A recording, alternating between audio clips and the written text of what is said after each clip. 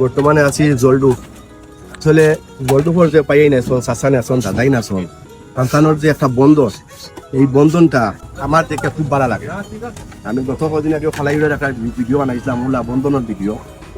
আসলে খুব ভালো লাগে। ও যে একটা আনন্দ ফুর্তি মজা হলো। আর ইনো সময় রান্না হলো ও ভাই জানি বানাই আপনারা রাখলেন দেখাবা। সবাই উপস্থিত আছে, সব উপস্থিত আছে।